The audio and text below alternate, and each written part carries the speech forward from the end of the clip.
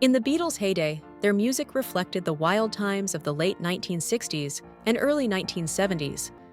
White Rabbit and Lucy in the Sky with Diamonds were two of their most popular songs from that era because of how they seemed to allude to the psychedelic drug use. Psychedelics and marijuana were hugely popular in the 60s and 70s, and their effects could be heard in the music of the time. Although Paul McCartney is included on the 1967 Sgt. Pepper's Lonely Hearts Club LP, he had a hand in penning Lucy in the Sky with Diamonds. The song was primarily penned by John Lennon of the Beatles.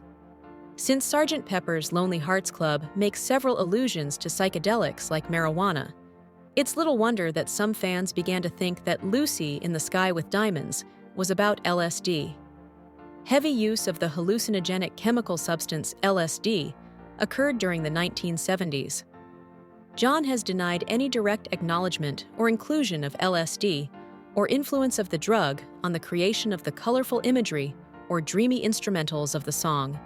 The American College of Emergency Physicians said, despite the widespread idea, the inspiration for Lucy in the Sky with Diamonds, John said, came from a drawing his son Julian, then 3 years old, had done after he got home from school. Beneath the artwork his little companion created, Lucy O'Donnell is seen adrift beneath a celestial canopy adorned with precious gems and diamonds. In interviews on the song that John gave over the years, he revealed that he had been reading Lewis Carroll's books and had even used imagery from Through the Looking Glass into the album, as Julian's artwork had suggested. In light of John and Paul's remarks on Lucy in the Sky with Diamonds in interviews, many have analyzed the song over the years. The real Genesis story was confirmed in several interviews by fellow Beatles star Ringo Starr, who once admitted that he witnessed Julian's presentation to John and Paul.